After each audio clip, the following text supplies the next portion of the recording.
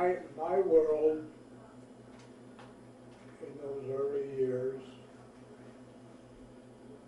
consisted of a half a block of city street,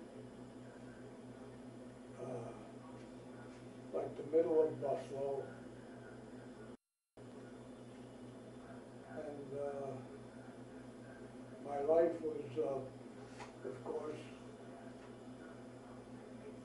with my mother primarily, and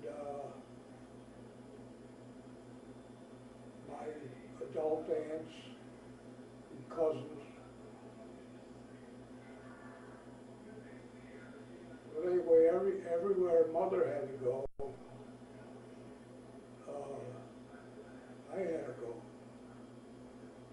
So as a consequence, I got into the experience of shopping every day.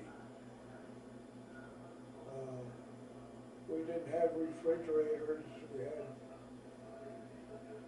ice boxes at that time, which required the purchase of blocks of ice every day if you wanted and needed stuff to be kept cold, especially during the summer.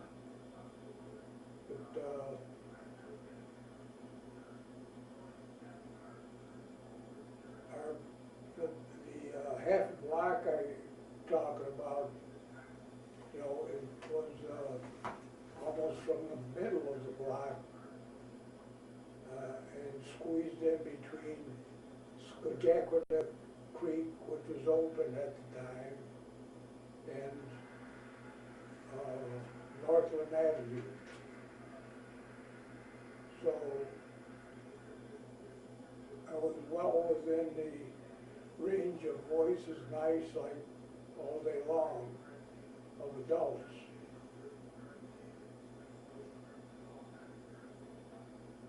So again, I have to reiterate, you know, we shopped every day because that's the way we could do it and eat fresh stuff. Our home, the home that we lived in, was heated by a gas pot-bellied stove in the dining room and the cooking stove in the kitchen.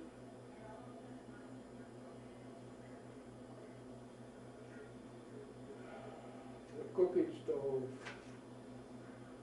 was fired up with wood primarily,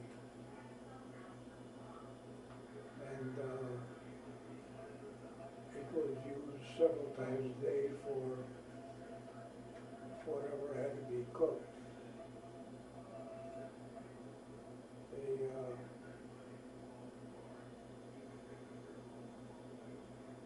part of the home was still piped for gas lights, and the rest of it was modernized with electricity. And I remember them putting that stuff in. We had no furnace, of course, but that's the way the life was at that time. And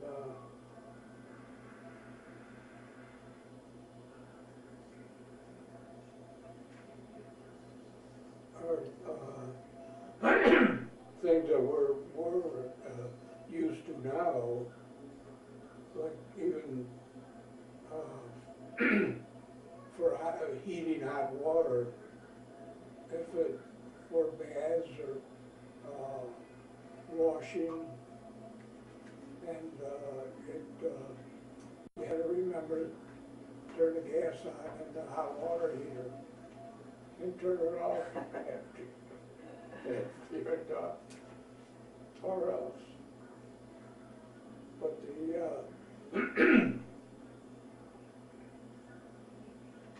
most of the heavy wood that we burned came from the railroads of General Mills,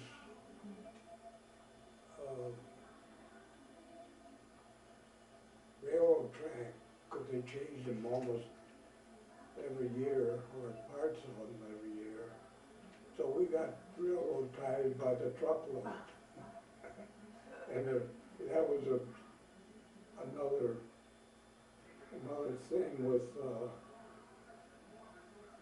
that was different than our own, is we had the excitement of the number of railroad ties that came in.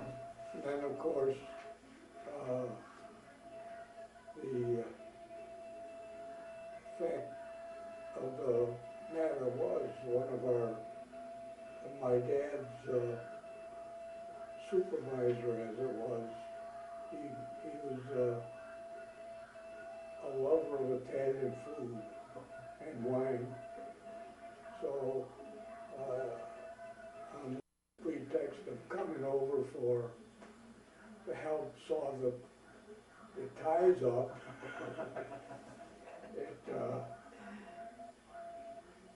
it made another adventure in my life. It was more exciting than just puttering around and doing little kid stuff. They broke my wagon carrying, because the load of the ties were heavy, and they, of course, tried to do it a little faster. The extra tie was too heavy of a load.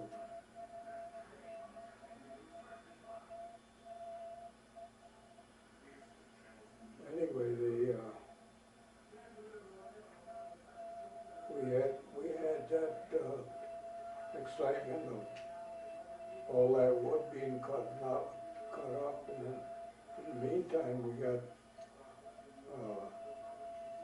finally had a couple of furnaces put in the basement, so all that had to be taken care of.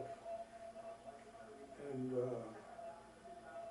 then we had the allergies of myself and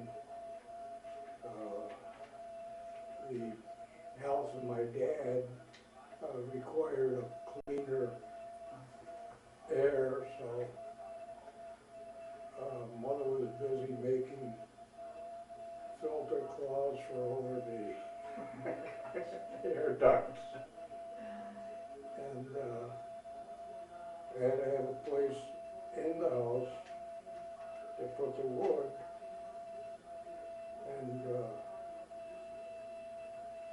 part of that was done with, they'd hauled some of the cut-up pieces to fit the furnace, and they'd haul them into the back door and set them up at the top of the basement stairs, and I pushed pieces down to my dad, who was sort of a catcher in a way, and he put them where he wanted them stacked in the basement. But then I got involved with, my dad made wine at the time, which he, they called it, I'm still not sure if it's a trade name or anything, but it's a muscatel wine. It was a white wine that came out almost as pure as a whiskey would. Oh, really? You know? And then he used to mix in a couple boxes of red grape to give it a little hint of tint. But anyway, it was a delicious wine. And I was introduced to it almost like a sip at a time. my early life at supper, you know, and I got used to it. I liked it, and everybody that tasted it liked it. Not too many that drank it could really hold it. But anyway, as I got older, you know, I increased the amounts that I could drink. So, you know, not being able to really get around to you know, outside of my block, as it were, I had to get out. My mother was more aware of it than my dad was, I think. But see, she got her nieces to come over like on a Saturday and Sunday, and they would take me on a sort of an adventure walk type thing, you know, to know that there was more of the world than what I was living on. Did you have any brothers and sisters? I had 4 sisters. And 3 of them were younger than me, and one was older.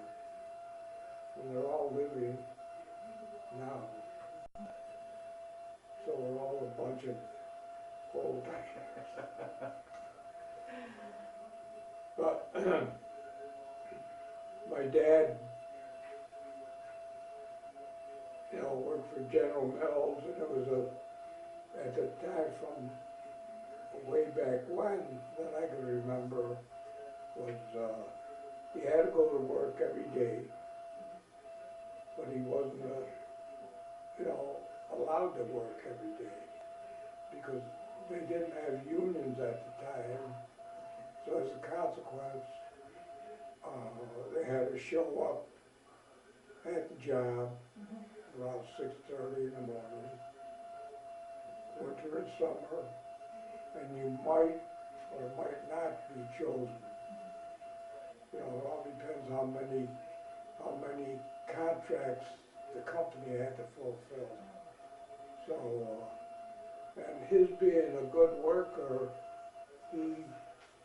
I would say he got probably the majority of the days, you know, which were very iffy. I mean,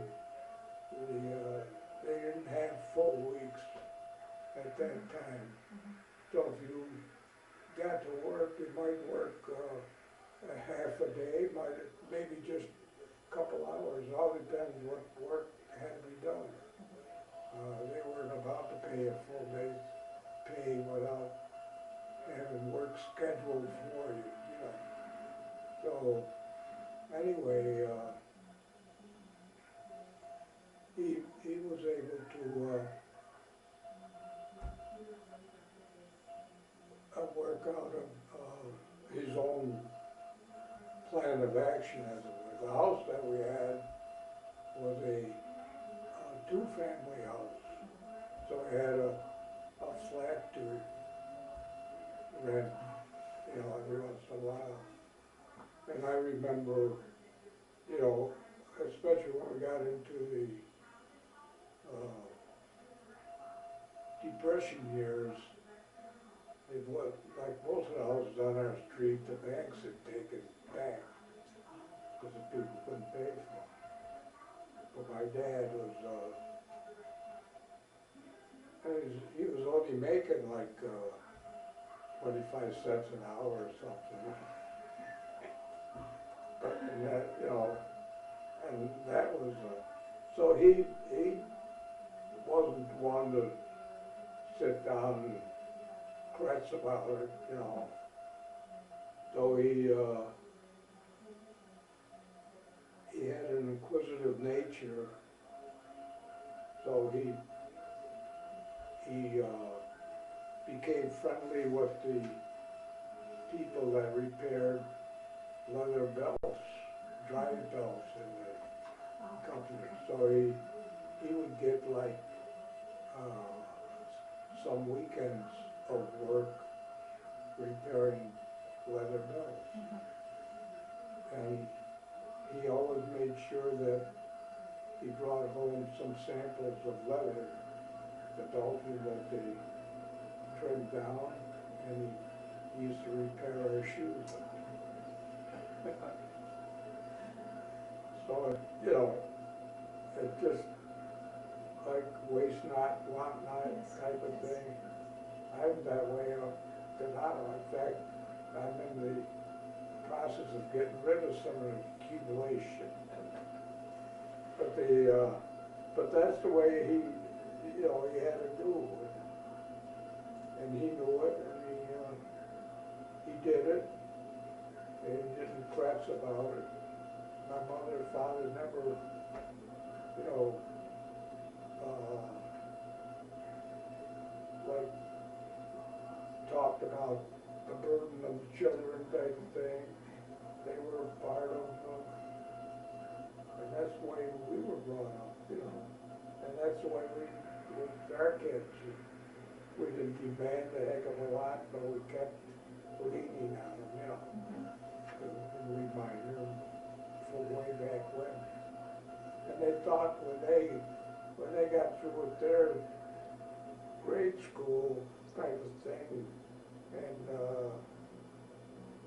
the high school, why it was almost like there's nothing else to do but go to school yet, you know, go to college. Like they didn't have to talk about it, or they just went because that was the next thing in line, you know. They had no other teachers in that area. So, anyway,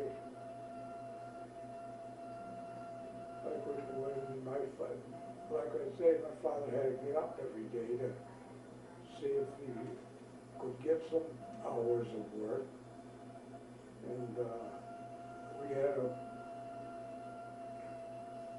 our like grocery or our life with the grocer, butcher, what the heck have you, happened to be working out of one a small grocery store where the butcher did stuff, and they didn't have that much in baked goods, so that was out. We couldn't afford to buy them if they did have it. But mother made bread, and she'd take a shot at pies and cake. She never made a cake that raised very well. And I don't know if it was a lack of yeast. But the fact of the matter was that, so you learn how to be a diplomat. You know, I used to console her. Ma, it tastes good. I don't care how it looks. But it, you know, she did her the life was, you know, a true seasonal thing, you know. We all did what we could, what we were capable of doing, you know, in planting a garden, and like my father would, that was like part hobby and part, how they call it hobby, it was a necessity. This food. I remember, you know, in my early years, he was arguing with his neighbor, because he wanted to put a garden in, and his neighbor says, "How you gonna put a garden in that's all clay back there? There's no, you know, they're all talking about rich loam." Never realizing that the clay was the virgin of the soil. But anyway, they went through all of that. I think the only thing my dad planted first really was cabbages. You know, and boy, did they you can imagine how big it must have been. They looked humongous at my size. But anyway, you know, they did what they could with what they had, and they embellished. They had good minds, you know. They didn't wait to get something from the store because they couldn't go buy. They didn't have that kind of money. And my father was like, God help us if we miss a mortgage payment, you know, type of thing. So it was a constant thing. And I never learned how to speak Italian, but I learned how to understand it. So then when they got into hassle with something, you know, what are we going to buy? What do we have to pay for? What do we have, you know, the whole spirit of talking Italian, you know. So I knew a heck of a lot more than what I was supposed to know. You know, it was one of those. I never said anything to anybody about it. Just went along and did what I thought I had to do. And even at that age, I was born an old man. You know, I was always with adults, you know, before I went to school. And of course I heard that all the gossip and the troubles and the whole thing, you know. There was a lot of, you know, worrisome things. But anyway, I kept it to myself, and then they wondered, every once in a while they wondered, how did he know that? You listened well. Well, that's what, like when I went as an aside, when I went to school, most of the complaints about me is that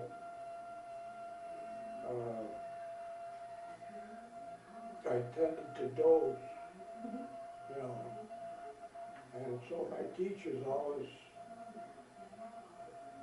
told my mother, you know, at parents' night or whatever they met anyways. I don't know how he's really learning. He's sleeping a lot of the time, you know. But I still do that. I listen to, you know, I watch TV and now we talk about old age, you know. So I don't talk too much about that. That was my whole life. But I was able to, like when I did a test, I sort of heard the voice that could not, like almost picture the teacher, you know, and it come to me, you know, and I learned that the more I wrote, the better off I did, you know. So I embellished everything. But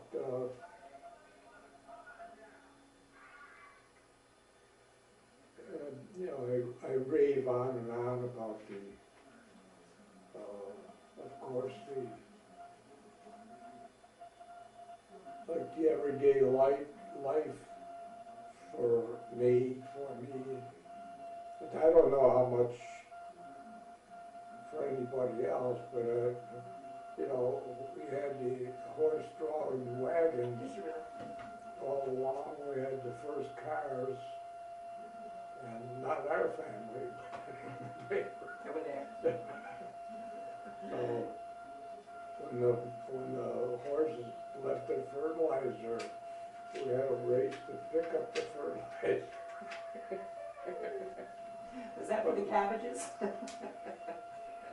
You know, you see, you start to understand, like,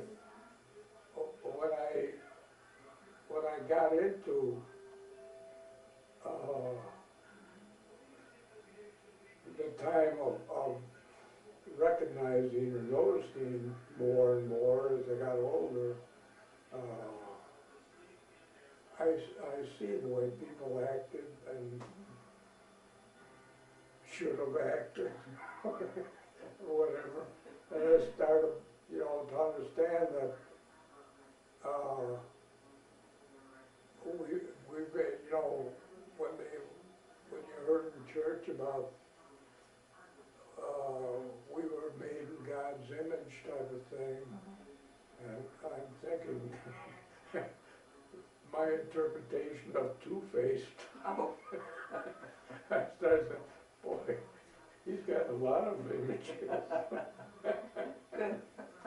But I, you know, and I still do that, I don't. I listen to people and but anyway, today if you, well, in my life, you know, if you didn't really have a college education, you were, you know, and I didn't care for school that much. I always did my homework at school if I had, you know, if I could. Never brought books home. You know, well, that's the way, it's still that way. It's senseless. You know, I got other things to do, like look for a scrap metal. Pick up things. I spent up. But anyway, you know, like, I was interested in the fact that the different, like the baker and the milkman's horse, I never saw too much, because he was way, like, early in the morning at that time. And I remember of course, the milk freezing in the milk Oh, box. the cream coming to the top, yes. You know, and so we, you know, I had those experiences and I remembered them. Not that it's, my mind is full of all that stuff. Like even as I glanced through here, you know, you remember, you're reminded of different things. But the fact of the matter is, like, it's hard to realize the constant work of the housewife and mother type of thing, and then the father, like, I had no question about,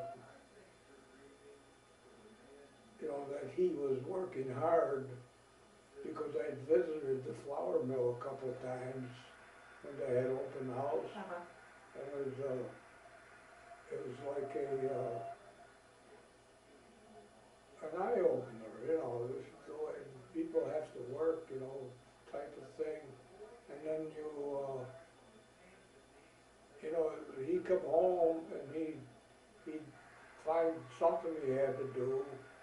He wasn't always happy with having to do it, but he did it. And then he'd been gassed in the First World War, and his lungs were shot, you know. So he was living in a really bad environment. Really, he worked at a flour mill, which was dusty at the time, and he, on top of that, he smoked.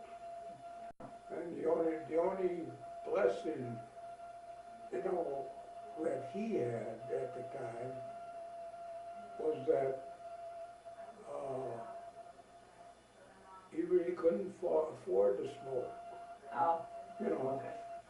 so now when he talked about a pack of cigarettes, he talked about a week of smokes, a week, you know, for that pack, try to stretch it out.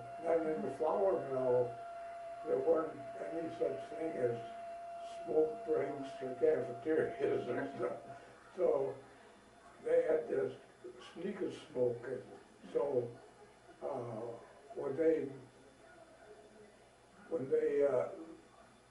had a deal with filling orders, if they didn't have enough flour to fill that boxcar, the boxcar had to be replaced in the lineup, you know, for their train, and they used to call it a setback. You know, so when these guys snuck a smoke, it was like light up, take a couple puffs, and butt it out, and they had Save a it. setback. Oh.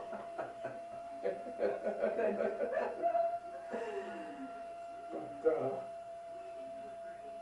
But, you know, like in talking about, you know, I used to be amazed at the number of people that they had on their packing floor, you know, filling bags and sewing them up and, All by hand? yeah, it's all I had. And they had, you know, small, it was almost like in the era of the wheel and the lever before they put them together really, you know. And like the time I used to visit, and the last time I really saw it, that packing floor in operation, they decimated the manpower in that area by about 90%. You know, instead of people bumping into each other and having to dodge when they walk through, now you can shoot a cannon through and not hit anybody. All machinery, right? Oh, yeah. I understand even when I left General Mills, it wasn't too far along that they became more used to the idea of putting the plant for certain products in the area where they had the most sales. Oh. You know, instead of making them in Buffalo and then shipping them out to Chicago or wherever, where the plant was. And I caught them in a couple of mistakes, and I let them know about it. But anyway, but you know, dumb stuff is, and I don't profess to know, like, what I would call the real story behind it, Right. because the politics and all of it is, It's there. right, just maybe a little more. But it had nothing to do with the welfare of anybody, but a lot of personal strengths or power, you know, and mistakes are made. Like, but anyway, the reason I mention that is I visited the plant in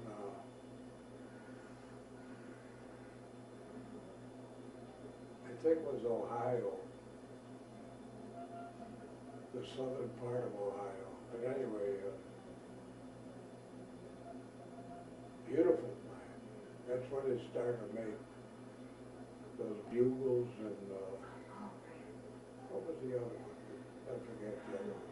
I remember bugles. Yeah. But for some reason, they had everything there. I mean, they had the railroads and the people. They had people that were more or less educated to work in another big plant. I forget what the hell they were doing with that one. Not